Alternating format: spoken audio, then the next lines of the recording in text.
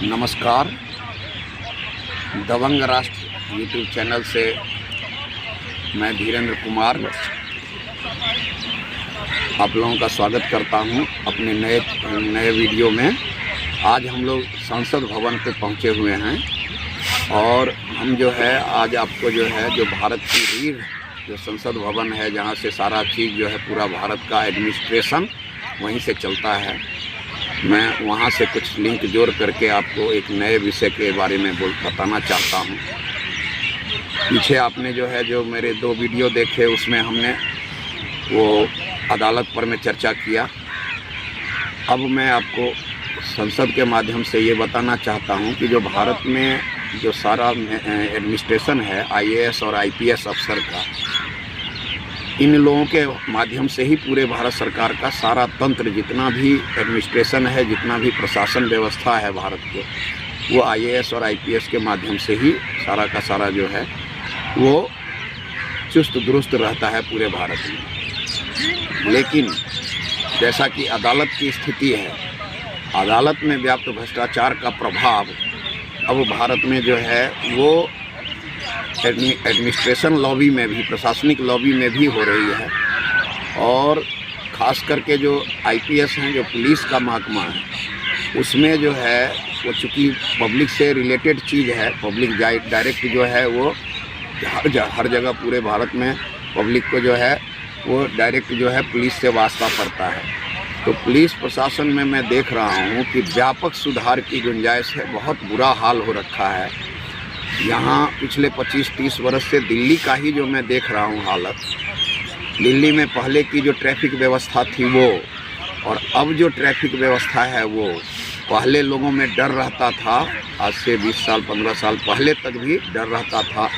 जहाँ तहाँ रोड पर लोग गाड़ियाँ नहीं रोकते थे, क्योंकि जो ट्रैफिक पुलिस अफसर होते थे, जो भी, वो कोई ना कोई तो IPS ही होता है, तो वो अपने जिम्मेदारी को समझते थे और वो जो है हर चीज़ का ध्यान रखते थे। उससे पहले दिल्ली में किरण बेदी जो है वो ट्रैफिक के महानिदेशक बन के एक बार आई थी, तो कमिश्नर बन के आई थी, तो ट्रैफिक में काफ़ी सुधार किया था दिल्ली में। और अब जो है ऐसा कुछ भी नहीं है। अब सारा मामला ढीला ढाला है। अधिकतर जो है ट्रैफिक पुलिस लगी हुई है वसूली करने में, जिस कारण से वसूली के चक्कर में वो लोग जो है सही से काम नहीं होता। और मैं देख रहा हूँ जो प्राइवेट बस है, जैसे सरकारी बस है, वो सब कहीं कोई स्टैंड पर कहीं नहीं रोकता, जहाँ मर्जी वहीं रोकते हैं।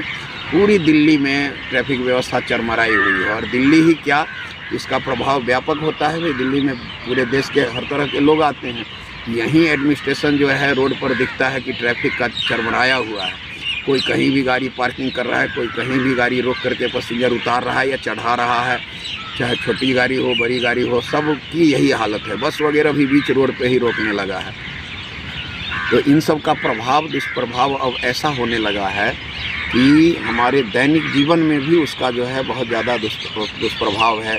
एक तो जो है फ्यूल कंजप्शन बढ़ गया है, क्योंकि गाड़ी जो है जहां आपको 1 घंटे में पहुंचनी थी, वहां आपको 2-2 घंटे लगेगा।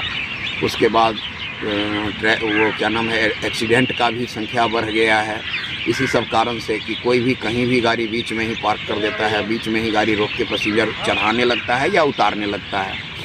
तो इन सब की गड़बड़ी कहाँ से हो रही है? जो IPS जो बैठा है, जो ट्रैफिक का इंस्पेक्टर, ट्रैफिक का कमिश्नर बैठा है, वो इस सब पर में ध्यान नहीं देता है। और दिल्ली का जब स्थिति गड़बड़ है ट्रैफिक में, तो दूसरे जगह का भी और भी ज़्यादा है। छोटे छोटे शहरों में भी जाइए तो बिल्कुल लोग जो है मानने के लिए तैयार नहीं है। ठीक है, मैं मानता हूँ भीड़ बढ़ी है, लोगों में समृद्धि आई है तो गाड़ी घोड़ा बढ़ गए हैं, लेकिन आप उसको प्रशासनिक रूप से चुस्त दुरुस्त करने के लिए आप जो है जो भी नियम कायदे हैं, आप जो है उसका नियमित रूप से चेकिंग करवाइए। गाड़ी को रोक करके औचक निरीक्षण करवाइए। जैसे पहले होता था कि एक बार में 100 ट्रैफिक पुलिस कोई चौड़ी सी जगह पर में सारी गाड़ियां रोक रोक करके और सारी चेक किया जाता था। एक का पेपर चेक किया जाता था, जहाँ जो गड़बड़ी है उसको टाइट किया जाता था। लेकिन अब ऐसा है नहीं। और ये जब रोड पर में लोग अराजक हो गए हैं, तो इसका प्रभाव और भी क्षेत्र में पड़ रहा है। फिर वहाँ से अपराध भी बढ़ रहा है, दूसरे चीज़ों में अपराध बढ़ रहा है।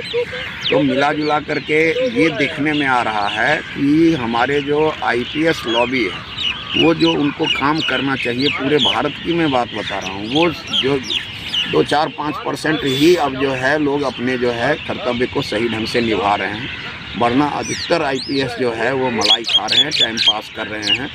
कोई उनको ये नहीं है, अपना खाना पूर्ति पूरा करते हैं, टाइम पे ड्यूटी बजाते हैं। जैसा प्रशासन टाइट चुस्त दुरुस्त होना चाहिए एक 140 करोड़ आदमी के बीच में, ऐसा अब है नहीं स्थिति। और ये ढीला ढाला ट्रैफिक की व्यवस्था जो है और भी क्षेत्र में, जैसे थाने वगैरह में जो पुलिस है, वहाँ भी जो इसका प्रभाव पड़ रहा है। अराजकता कोई एक जगह से नहीं होती है, अराजकता कई जगह से जो है वो फैलती है।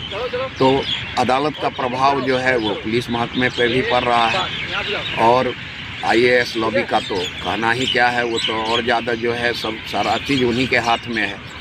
तो जब वहाँ से गड़बड़ी मिलती है आईएएस के तरफ से, तो आईपीएस भी जो है ढीला ढाला पड़ता है। तो इन सब चीज़ों पर मैं जो है बड़ी गहराई से जो है वो जो अभी भारत सरकार है उसको विचार करना चाहिए, और उस पर में जो है अलग से कमेटी बना के, जैसे इन्होंने अभी किया ना भाई, जो आपको जो है वो इनकम टैक्स डिपार्टमेंट में 28 आईएएस अफसर को डिस्चार्ज कर दिया, मतलब कि नौकरी से बर्खास्त कर दिया।